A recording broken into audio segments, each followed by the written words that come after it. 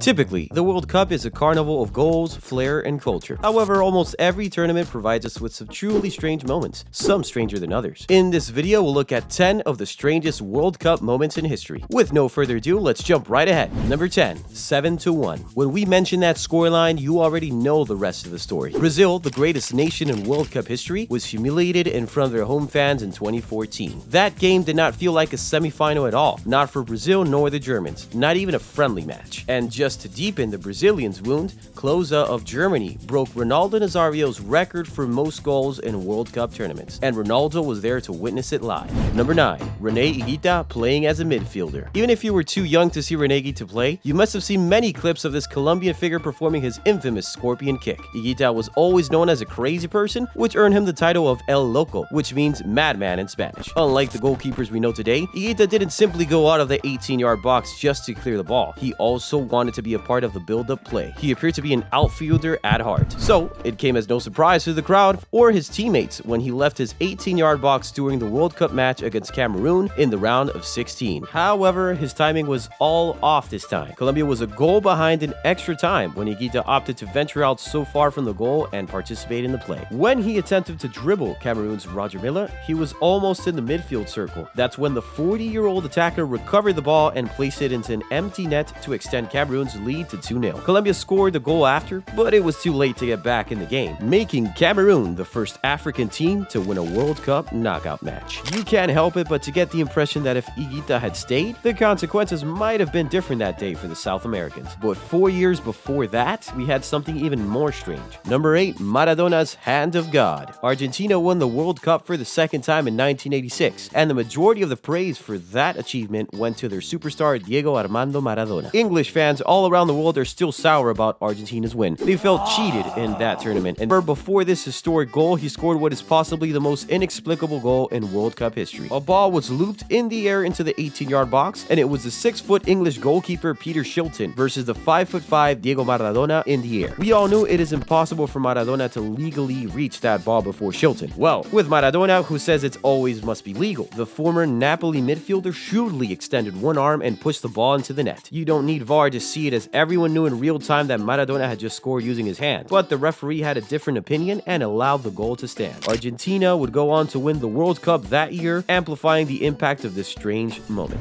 Number 7, Suarez turning into a bat. Suarez had already bitten 2 players in his career as of 2014, but who the hell imagined he would do it again on the biggest tournament of all? It was the final group game between Italy and Uruguay, and during a little scuffle in Italy's box, Suarez decided to turn into a bat and have a small chase at Chiellini's shoulder. Surprisingly, Suarez was not sent off because the referee did not see the bite. However, the case was investigated after by FIFA. After the investigation, the Liverpool player at the time was fined $92,000 and was banned from participating in any football activity and could not even enter a stadium for 4 months. Luckily for him, this strange act did not prevent Barcelona from signing him that summer from Liverpool. Number 6, 3 yellow for 1 red. The majority of football fans do not know all of the football regulations, but everyone knows that when a player receives 2 yellow cards in the same game, the red card comes out to send the player off the field. Well, if you know that, you are more knowledgeable than English referee Graham Poll, who granted Joseph Sumanic 3 yellow cards in 1 game during the 2006 World Cup. You heard me correctly, 3. He issued the Croatian defender his first booking in the 61st minute and the second booking in the 90th minute, and for some strange reason, he didn't grant him the red or send him off. Despite escaping a red card in the game's 90th minute, Sumanic still managed to commit another bookable offense, earning him his 3rd yellow card of the game, and finally the red card. This is something you'd see happen in a Sunday league, not the biggest sporting event in the world. But 2006 would always be remembered as the year of the strange events, as something so out of character occurred in the final that year. Of course, you know what I'm referencing here. Number 5, Zidane's win-knocking headbutt. It was the final game of a long and successful career for Zidane, who had returned from retirement for one last dance with France national team. He led the team to the final game and even scored to put them ahead versus Italy. However, Italy would later equalize and force the game into extra time. France remained the favorites with Zidane on the field until he was sent off in the 110th minute.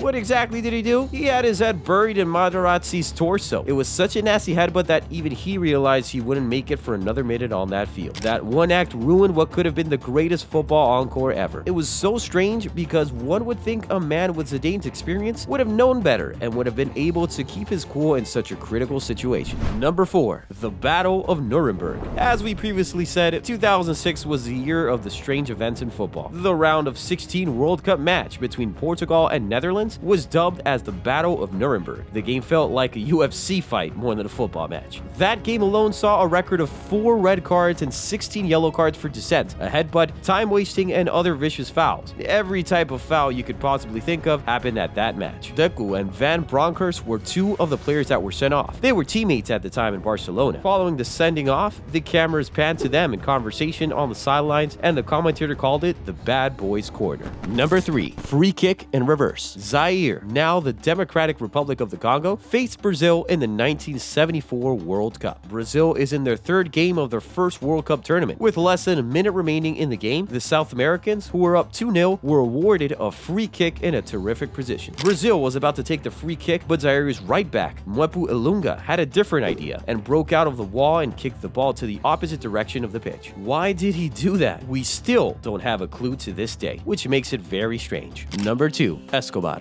For football fans throughout the world, that name alone offers a very clear and dark picture. In 1994, we witnessed the most expensive own goal ever scored in football history. The Colombian defender Andrés Escobar accidentally scored an own goal against the United States in the group stage, which contributed significantly to the South American nation's elimination. 10 days later, on the early morning of July 2nd, 1994, Andrés Escobar was confronted about the goal by a group of men outside a club in his hometown, Medellin, the 2nd largest city in Colombia. He tried to reason with them, but one of the men drew a 0.38 caliber pistol, shot Escobar 6 times, and killed him. According to CNN, the man yelled "goal" each time he pulled the trigger. This was more than a simply strange moment. It was a major blemish on a beautiful game. We hope nothing like that ever happens again. Number 1. Suarez, Hand of God. It was the quarterfinal match of the 2010 World Cup between Uruguay and Ghana. 1-1 was the score in extra time, and it seemed like the game was headed for penalties. However, with only 1 minute remaining, Ghana's Dominic Adia headed the ball past the Uruguayan goalkeeper. Just when we thought he'd snatch the win for Ghana in the last minute, Suarez throws all of the football rules aside and slaps the ball, preventing it from going in. He was promptly sent out, and Ghana was awarded a penalty. If the penalty is converted, Ghana will be the first African country to reach the World Cup's semifinals. However,